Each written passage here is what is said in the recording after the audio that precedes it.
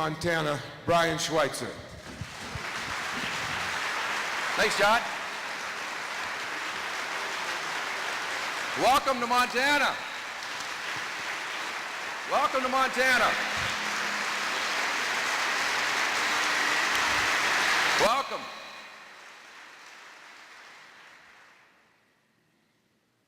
Raise your hand if you came from outside of Montana.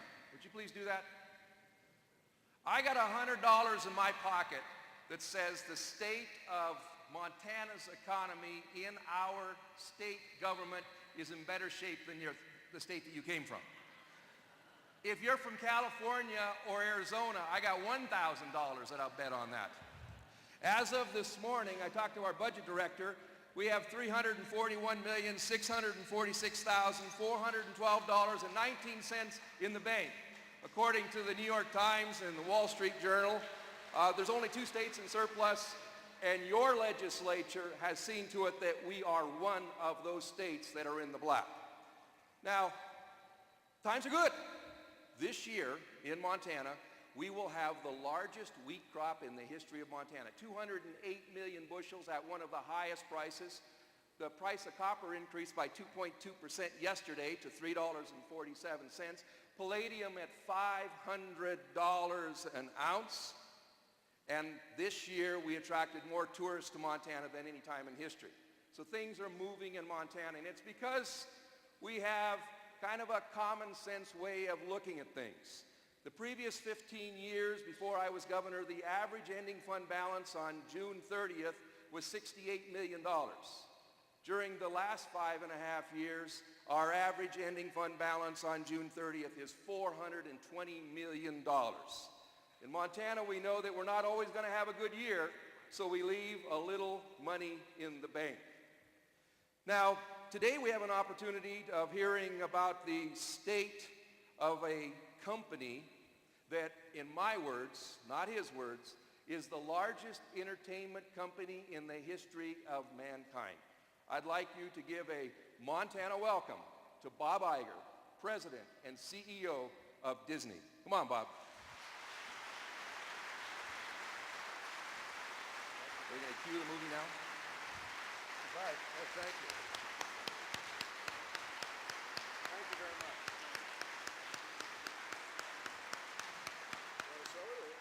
Let's kick it on.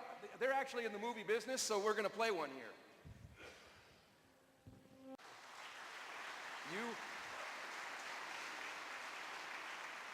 You didn't start out like a lot of the CEOs. You didn't graduate from one of those Harvard or Yale or Stanford. You went to Ithaca College, but you did graduate with honors.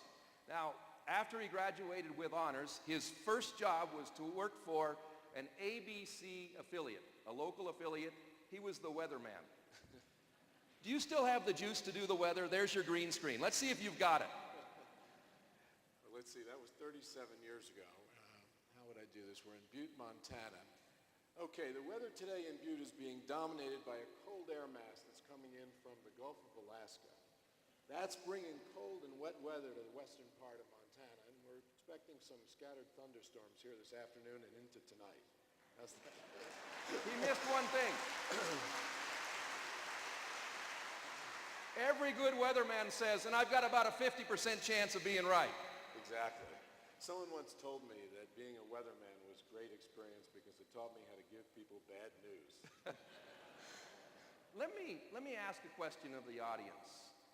Raise your hand if you remember, even to this day, what was the name of your first grade teacher? Raise your hand if you remember the name of your first grade teacher.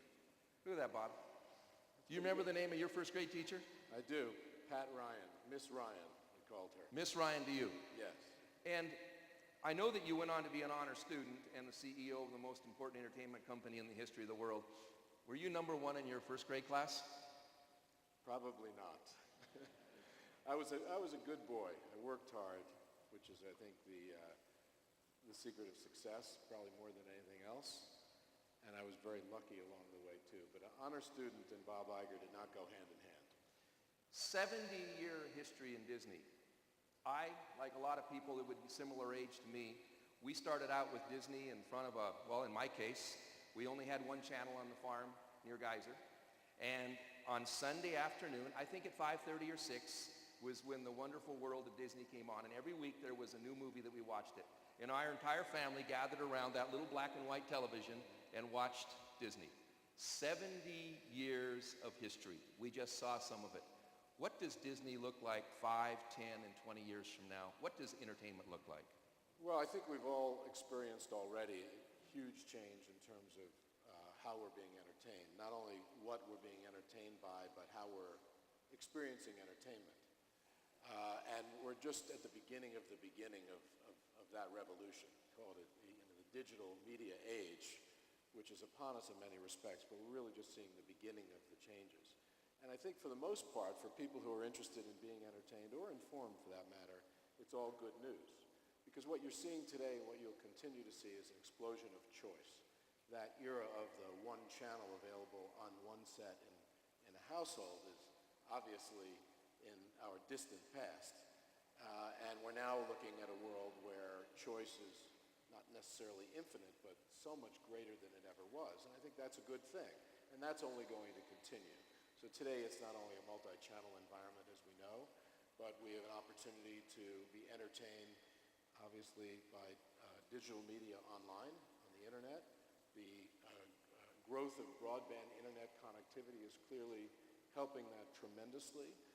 The investment in research and development in technology is a huge plus for entertainment. The number of devices that we're capable of using today to access entertainment, huge. Looking ahead, you're going to have more places to be entertained, more access to entertainment, greater choice, probably more control over how you are entertained and what you're entertained by. And it's also possible you'll have more pricing. As a consumer, you'll have more price flexibility as well. You'll be able to choose, I think, more than you ever have, what you want to spend on what. And I think that generally is a good thing. And the last thing, which I think is great, is that entertainment is getting better. And what I mean by that is that technology is giving us the tools to make entertainment in more compelling ways. Watch a football game on ESPN in high definition or in 3D eventually, or a big motion picture in 3D, examples of that. And you see what I mean. It's just going to be better thanks to technology. There'll be more of it, and you'll have more places to use it. And I brought one prop. You mentioned Walt Disney. He founded the company actually in 1923. Sorry, this will take me 1 second, put my password in. And in 1933, he put out a Mickey Mouse cartoon. He did a lot of them, called Build a Building. You can't see it, but this is the 1933 Mickey cartoon that I'm watching on my iPad in 2010. And you can download this from iTunes for a relatively inexpensive price, but that's just an example. We're not only making new things for compelling devices like this, but we're taking things that were made in another era for other mediums. This was made to be attached to movies that ran in movie theaters around the country. And today you can watch it on a device like the iPad. It's pretty amazing. How many countries in the world do you do business? Well, the Walt Disney Company is consumed in just about every country in the world, not all through legitimate means. Fortunately, our product is, I was going to say stolen, maybe in some cases it's borrowed in certain places. We do business over 150 countries. And where do you own your intellectual property? Do you own it only in the United States? You're talking about people who are pirating your intellectual property. Do you own that only in the United States? No, we don't. Not in most cases. We make things, usually in the United States, that we export to countries all over the world. And the copyright, even though it's housed in the U.S., fortunately, is respected in many countries around the world, and therefore the ownership of that content is something that creates real value for us as a company, interestingly enough, and as a country in very significant ways. For instance, the U.S. movie industry exports movies to over 150 countries in the world as well, and has a multi-billion-dollar surplus in terms of its balance of trade. So we're making movies and TV shows too, creating jobs in the U.S., paying significant taxes in the U.S. as well for that, and then exporting that to the world. And as America thinks of itself in terms of its positioning in the world and concludes that strengthening our export business as a country is very important, one industry to look at is the movie business, because we are a great exporter of product that's made here in the United States by United States citizens. So you've been to many countries around the world. How many? Wow. I mean, look at that video. I get around a fair amount. I travel a lot. The international business for the Walt Disney Company is very important. Movies, television, consumer products, theme parks. We have parks in Hong Kong and France and Japan, and Paris and Tokyo. So I spend a lot of time on planes and in distant markets, and I'm fortunate that I've actually had time to spend in Montana over the years too. And I should take a moment to praise this great state, which has a lot in common with the Walt Disney Company, because one of our biggest businesses is tourism, and I know that that's one of the biggest businesses for the state of Montana too, having been in Kalispell and Whitefish and Missoula and Helena and Darby and Choteau and Great Falls and Bozeman and Billings and Butte. This is quite a state. So all of that travel around Montana, and you still haven't successfully bought a ranch? No, I have not. A lot of people in Hollywood, though, have bought ranches. Well, the other weatherman, Letterman, he made it big. He bought a ranch in Montana. You can still catch up. Right. David started as a weatherman in, this is too close to me, in Indianapolis. We compared notes once. And it was sort of one of these weathermen make good conventions. Just two of us there. But. There's still hope for you young weathermen and women. With your travels, and I've been around the world a fair bit too, with your travels, and don't be cheesy, you don't get to say a Disneyland someplace or a Disney World. Where's the coolest place you've been? I know you've been a lot of cool places. The coolest place. And why? Oh, I like things of natural beauty, and I found examples of that all over the world. Patagonia in South America, for instance, particularly beautiful place.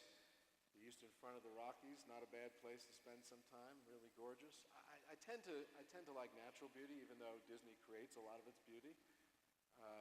Nothing quite beats what the Lord created, I guess, in that regard.